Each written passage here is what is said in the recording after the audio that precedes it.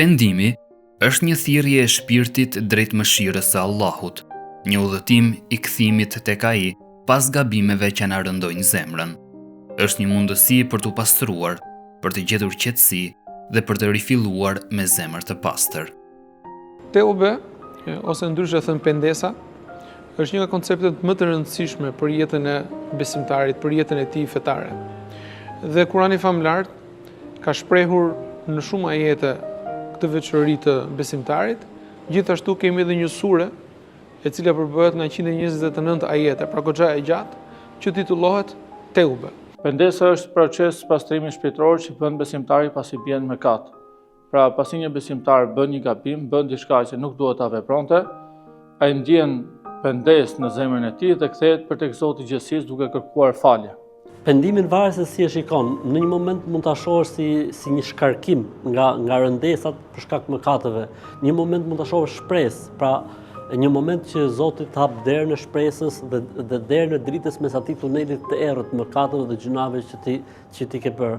Pendesa ka kushte të cilat janë afër mendjes shumë të logjikshme. Një në radhë parë, personi duhet që të heqë dorë nga mëkati që ka kryer. Në radhë të dytë, ai këtë duhet që ta ketë kryer me sinqeritet të thellë dhe të shpreh keqardhje të jashtëzakonshme për atë që ka kryer, si dhe kushti i tretë është që ai tashmë të ketë heqë dorë dhe të ketë vendosur të mos e kryejë më kurrë në jetën e tij këtë mëkat. Duhet të jetë në kohën e duhur, pra me kuptimin mos bëhet pendimi mbasi njeriu është në momentet e fundit të jetës ose nëse është duke perënduar dielli nga lindja, siç do të jetë ajo koha e fundit. Kjo është për sa i përket gjunaheve që kanë të bëjnë ndërmjet robit edhe Zotit. Ndërsa nëse është një mëkat i cili ka të bëjë ndërmjet dy individëve, për shembull i ka ngrënë hakun dikujt, për shembull e ka dëmtuar dikën tjetër, i ka dëmtuar pasurinë ose ka shpifur për të, atëherë kushti i fundit i pendesës është që ai duhet shkojë dhe ta kompensojë atë njeri që ka dëmtuar dhe t'ia kërkojë halallin. Pendimi është një portë që e bën njeriu më të mirë se sa ç'ishte përpara se të vinte ky moment. Gabimet e gjithë secilit prej nesh, patjetër që mund të kenë të bëjnë edhe me relatat mes njerëzve, por gjithmonë ajo që është e paevitueshme është relata e tij me Allahun fuqiplot.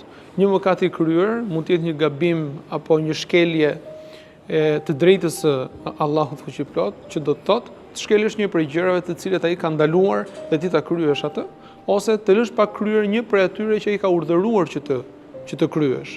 Patjetër që kryerja e njëra prej këtyre të dyjave do të thotë që të prishësh deri diku relatat me Allahun fuqiplot. Zoti e thotë në Kur'an që kur njeriu pendohet dhe pastaj e bën një vepër të mirë, i madhi Zot gabimin që ti ke bërë, të keqin që ti ke bërë e kthen në sevap dhe shpërblim. Pra është një moment që nuk e largon njeriu nga Zoti. Pra, si themi ne për shembull, frika ndaj Zotit, nuk është frika ndaj Zotit në Islam që ti të ikësh, marrësh arratin, përkundrazi, kur ti i friksohesh Zotit, kur ti pendohesh Zotit, kthehesh tek Zoti. Pra, domethënë është e kundërta asaj që funksionon në botën njerëzore. Kur kemi bërë një gabim ndaj dikujt, ne mundohemi mos ta shohim fytyrën, mundohemi të ikim mos ta shohim. Ndërsa me Zotin jo, përkundrazi aty përgjërohemi. Ne nuk duhet bartim dertin se na ka pranuar Zoti pendimin apo jo. Jo, ne duhet mbartim dertin e bërjes pendimit. Momentin që ne pendohemi jemi mirë, jemi okay. Allahu Xhelal ka disa të drejta mbi ne. Për shembull, namazi është një drejtë e Zotit. Agjërimi është një drejtë e Zotit. Dhënia e zakatit është një drejtë e Zotit dhe një drejtë e njerëzve. Kryerja e haxhit është një drejtë e Zotit. Nëse ne i braktisim këto vepra, të cilat janë detyrim për çdo musliman dhe për çdo besimtar, atëherë kemi bërë një gabim, kemi bërë një mëkat dhe duhet ta kompensojmë të qoftë me pendesë. Ndërsa lloji i dytë i gabimeve janë ato gabime të cilat kanë të bëjnë në relatat ndërmjet njerëzve. Për shembull, nëse i ke dëmtuar pasurinë dikujt, nëse ke folur keq për dikën, nëse ke shpifur për dikën, nëse ke përgojuar dikën, këto janë mëkate të cilat duhet edhe t'i pendohemi Zotit të gjithësisë, duhet të shkojmë t'i kërkojmë falje personit të cilët e kemi lënduar. Ka dhe mëkate të tjera të cilat kanë të bëjnë me familjen. Shkëputja lidhjeve farafisnore, mos respektimi i prindërve, mos përkushtimi ndaj bashortës dhe ndaj fëmijëve, të gjitha këto janë detyra që ne duhet të kemi parasysh dhe braktisja e tyre, mos kryerja e tyre na çon në mëkat. Ndonse shpesh nuk i vërejmë, çdo ditë biem në gabime. Ato na bëhen pjesë e përditshmërisë, një rutinë e vetëdijshme që rëndon shpirtin. Një nga mëkatet më të zakonshme sot është thashethemi, i cili mund të duket i parëndësishëm, por në të vërtetë është një plagë që lëndon zemrat dhe shkatërron marrëdhëniet mes njerëzve. Gjithë ne kemi shumë probleme më të mëdha mendojnë në problemet e gjuhës. Domethënë, okay, mund të jetë shikimi, mund të jetë shumë gjëra, po unë mendoj që problemi jo vetëm i joni, po në përgjithësi, siç është edhe hadithi i madh ibn Xheberit që thotë nuk i zhyt njerëzit thellë në zjarr vetëm se problemet e gjuhës, sharja, ofendimi, marrja në përgojë, thashethemet, folja keq, tallja me fen, tallja me Zotin, tallja me normat, me gjërat e shenjta që kanë njerëzit, ofendimin e prindërve të tyre, kështu me radhë. Gjitha këto, domethënë, problemi më i madh mendoj që ne kemi sot për momentin dhe sfida jonë më e madhe është sfida e rregullimit të edukatës dhe të moralit. Ndonjëherë ka mëkate të cilat në një mënyrë jo të fshehtë, por pa qëndruar shumë, pa e menduar shumë se çfarë unë po bëj, në fakt kanë hyrë tashmë në jetën apo përditshmërinë e besimtarit. Në lidhje me këto, sidomos në lidhje me për shembull çështjen e thashethemeve. Kurani famulart e thekson në mënyrë shumë të fortë që të qëndrohet larg e një mëkati të tillë. Në fakt njerëzit duke thënë edhe duke justifikuar edhe veten e tyre që unë nuk jam duke bërë asgjë, në fakt unë jam duke thënë një realitet, diçka e cila ekziston, në fakt ai është duke bërë një gibet, një thashethem. Dhe thashethemi është një nga mëkatet më të mëdha në fen islame. Ne e dimë edhe fuqinë shkatërruese në shoqëri, i cili prish relatat mes njerëzve, shkatërron që të gjithë shoqërinë dhe minos themelet mbi të cilat ndërtohet një shoqëri e shëndetshme. Por si kjo janë dhe gjëra të tjera, të cilat mund të shihen si të vogla, për shembull është gënjeshtra, ndërto njerëzit për gjëra shumë të vogla mund gënjejnë, por kjo mund të kthehet në një vesë në jetën e tij. Dhe ai gjërat të cilat janë shumë të rëndësishme për njerëz të tjerë, ai duke gënjur, në fakt për të është diçka shumë e thjeshtë, ka thyer zemrën e dikujt, ka prishur gjëra të cilat mund të mos rikuperohen më. Të gjitha këto janë gjëra të cilat besimtari duhet të ulet dhe të reflektojë. Për këtë gjë, edukimi dhe mësimi se cilat janë mëkatet e mëdha duhet që të jetë patjetër në jetën e besimtarit. Ai ti lexoj, ti shfletoj. Hoxhallarët shpeshherë flasin për to, duke tërhequr vëmendjen dhe këtu pastaj patjetër që akti kryesor është vetë llogaria. Personi të ulet, të mendoj për veten e tij. Çfarë unë bëj? A kanë zënë vend këto lloj mëkatesh, këto lloj gabimesh në jetën time apo jo? Nëse janë, atëherë të marr masat me pendes edhe pastaj me vepër. Ne flasim për njerëzit të rreth rrotull nesh, për gjëra që ata nuk e pëlqejnë që njerëzit e tjerë t'i flasin. Është një histori kur bashortja e profetit, Aisha radhiyallahu anha, foli për një grua dhe tha se shkurtër është ajo. Dhe profeti alayhi salatu selam i tha: "O Aisha, ke thënë një fjalë që po ta hidhje ndet do ta bënte pisate." Dhe prandaj në ambientet shoqërore, në ambientet familjare, në ambientet e punës, duhet të tregojmë kujdes që të mos përgojmë askënd, të mos e përmendim për keq askënd. Përgojimi sot është thyer në një fenomen shumë të madh, që shumica e njerëzve nuk i tregojnë rëndësinë e duhur dhe në këtë mënyrë nuk e kuptojnë se po dëmtojnë veten duke kryer një mëkat, po dëmtojnë edhe të tjerë duke i përmendur për gjëra që ata i mërzisin. Ka njerëz të cilët mund shkojnë deri në dëshpërim vetëm se kanë bërë disa mëkate dhe nuk dinë që të kryejnë teuben në mënyrë të pastër të sinqertë. Në fakt edhe psikologët në këtë aspekt bëjnë trajnime për njerëzit të cilët kanë vese të caktuara, për shembull njerëzit e alkolizuar. Si do ta bëj teuben ky person? Do ta bëj duke lënë këtë konsumin e alkoolit. Do t'i lutet Allahut fuqiplot që ta falë për atë që ka bërë deri dje, por kjo nuk është aq e thjeshtë. Ama me një këmbgulje të fortë, me një trajnim shumë të mirë dhe me një pendes të sinqertë, ai pastaj është njeriu më i lumtur në botë pasi ka arritur suksesin e tij. Ai gjen paqe në relatën me Allahun Azza wa Jall, si dhe me përditshmërinë e tij.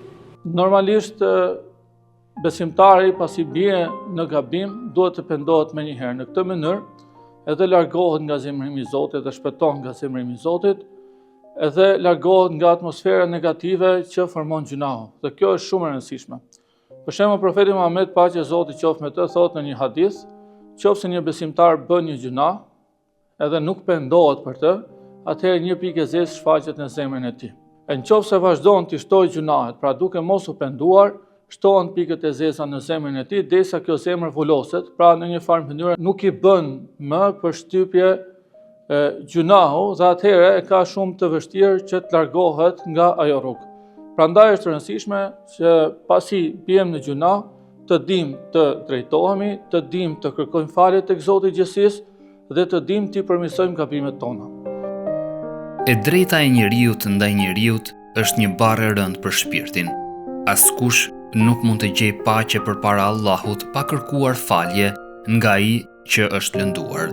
Ndaj, pendimi nuk është vetëm mes njeriut dhe krijuesit, por është një akt drejtësie ndaj atyre që kemi prekur me fjalët apo veprimet tona. Kur ka të bëjë me njerëzit, Zoti nuk ta fal, por nuk ta fali njeriu. Pra patjetër ne duhet marrim hallallikun e njeriu. T'ja marrim falin njeriu, po nuk ta fali njeriu është problem shumë i madh. Tha pejgamberi sa në një hadith, cili mendoni se është i falimentuar? Tanë është i falimentuar që s'ka kokrën e lekut në xhep, jo. I falimentuar është që vjen ditë e Kiametit me agjërim, me namaz, me zekat e ku dëgjon, këtë e ka sharë, këtë e ka funduar, këti i ka gjujt, këti i ka marrë pasurinë dhe ata do t'i morin atij sevapet. Nëse këti i mbarojnë sevapet pa shpërblimet që ai ka depozituar gjatë gjithë jetës, atëherë do të marrë gjunahet e tyre.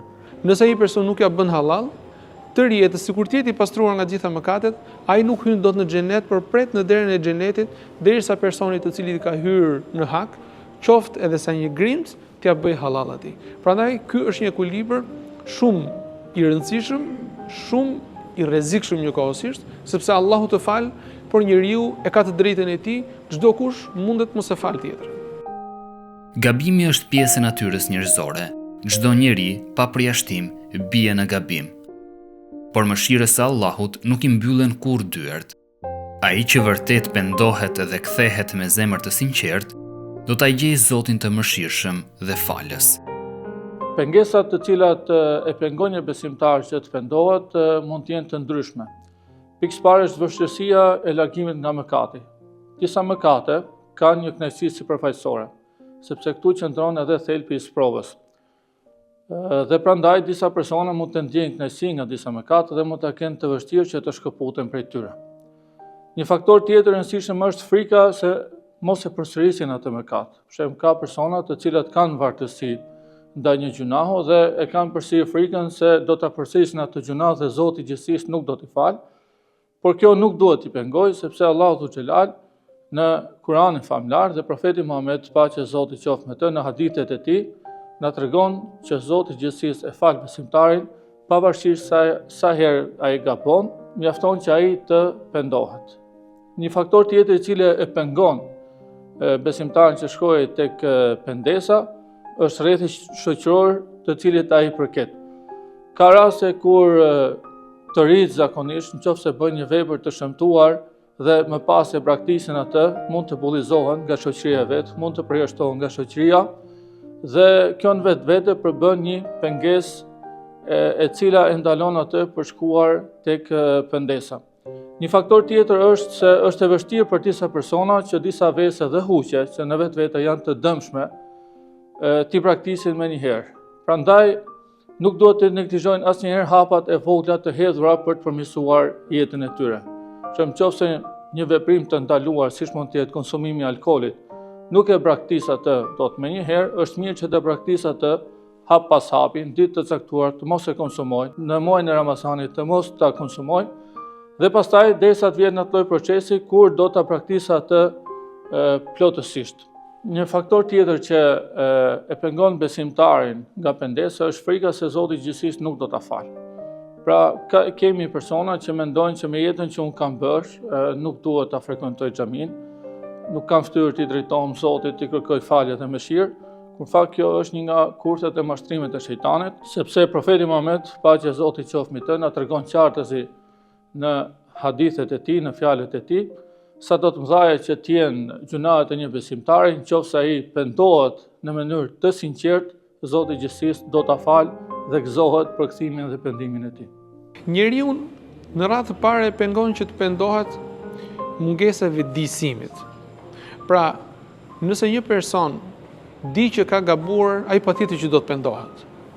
Por në këtë rast, një person i cili gabon dhe që nuk pendohet, do të thotë që ai nuk e ka kuptuar se çfarë do të thotë ta kryesh atë mëkat, çfarë do të thotë pesha e tij mëkati, çfarë do të thotë të dalësh në ditën e llogarisë duke marrë një ndëshkim për veprën që ti ke kryer, edhe çdo efekt negativ që ajo mund të ketë në jetën e një besimtari. Në këtë aspekt, ne themi gjithmonë që këto janë gjëra të cilat njerëzve u duhen shpjeguar, besimtarëve në mënyra të ndryshme u duhen trajtuar. Një pikë e dytë e cila mund të jetë pengesë për të bërë tëube, është fakti që a më fal Zoti mua.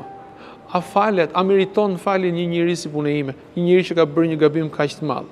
Kjo kur nuk duhet të ndodhet në jetën e besimtarit, sepse Allahu fuqiplot e shpreh në mënyrë të qartë në ajetin kuranor, ku thot ata të cilët e kanë humbur shpresën se do të arrijnë faljen, i kanë hyrë aq shumë në hak vetes tyre, pra kanë bërë aq shumë gabime, apo kanë bërë gabime aq të mëdha, kur mos e humni shpresën nga mëshira e Allahut fuqiplot.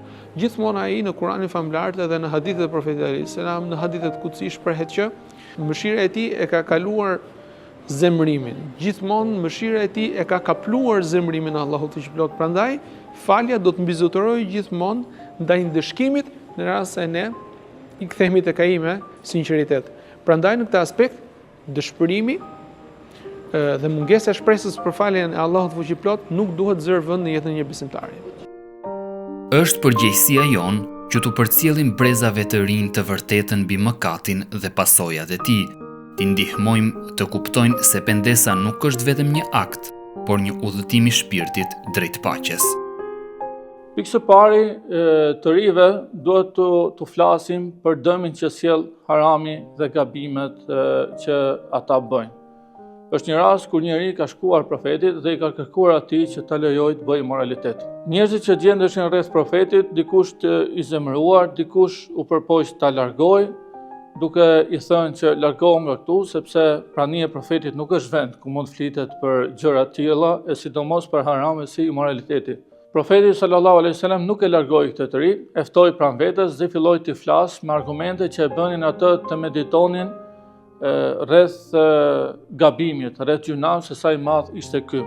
Më pas ai u lut, ja vendosi dorën në zemër dhe i tha: "O Zoti im, pastroja zemrën këtij të riu, o Zoti im, udhzoja atë për tek e drejta dhe bëj atë njeri të ndershëm."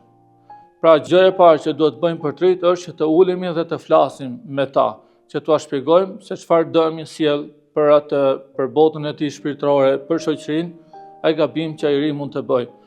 E dyta është që ta shkëpusim nga rrethi shoqëror nëse ky rreth shoqëror e shtyn tek gabimi. Është shumë e rëndësishme sepse një pjesë e mirë e rive i marrin veset, huqet dhe gabimet në sajt të shokëve të këqij që ata bëjnë, në sajt të ambientit të keq shoqëror që ata i përkasin. Në këtë aspekt profeti Muhammed na ka thënë dhe na ka treguar që shokët duhet i zgjedhim me kujdes. Ai thotë që njeriu është në fenë e shokut të tij, prandaj zgjedhini me kujdes shokun tuaj. Pra nëse në rrethin e tij shoqëror ka njerëz të cilët mund të konsumojnë alkoolin, mund të konsumojnë droga të ndryshme, mund të konsumojnë substanca të ndryshme, atëherë duhet që këtë të ri ta largojmë nga ambient shoqëror. E treta është që t'u flasim për shembuj pozitiv që ka gjatë historisë islame. Ne kemi shumë shembuj të rish, të cilët e kanë transformuar jetën e tyre, të cilët janë larguar nga veset e këqija, të cilët janë kthyer në shembuj pozitiv dhe mësues për të gjithë njerëzimin. Dhe fundit, besoj dhe jo për nga rëndësia, por është që ne të rive do të flasim për mëshirën e Zotit. Se sa i mëshirshëm është ai, se sa i pëlqen ai pendesën, se si Allahu Dhu Xhelal gëzohet kur të rit e kuptojnë gabimin, kthehen tek ai dhe kërkojnë falje. Ka një koncept të gabuar faktikisht në lidhje me kohën e pendimit. Dikush thotë disi është puna kur të lakesh pendohu një herë mirë, shijoje jetën sa je i ri e kështu me radhë. Kurse ne themi jo, kundërta. Më mirë nisi qysh në rini mirë, edhe nëse gabon pendohu, sepse i madhi Zot na njoftoi nëpërmjet pejgamberit alayhis salam, 7 kategori njerëzish do të jenë në hijen e arshit të Zotit. Një nga këto kategori thotë djaloshi i ri ose vajza e re e cila e ka nisur me adhurimin e Zotit qysh në rini. Pra një rini me raportet mira me Zotin, një rini e cila e ka ndjeshmërinë, reflektimin, pendesën është shumë më mirë sa një rini tjetër e cila mendon se do të pendohet kur të plaket. Po mund të ndodhe që njeriu edhe mos të plaket fare, sepse jeta e njeriut nuk është në dorën e njeriut. Kështu që ajo që ne i sugjerojmë të rinjt është që të pendohen, sepse një rini në rrugën e Zotit e penduar është shumë më e mirë për veten, për familjen, për shoqërinë, për vendin e kështu me radhë. Dera e pendesës nuk mbyllet kurrë për ata që kërkojnë të rikthehen në rrugën e drejtë. Ky udhëtim nuk është vetëm një kapitull i shkëputur, por një ritëm i vazhdueshëm i jetës së një muslimani. Pendimi është më shumë se një fjalë, është një shpresë, një ringjallje e shpirtit dhe një dëshmi e pafundë e dashurisë dhe mëshirës së Allahut ndaj nesh.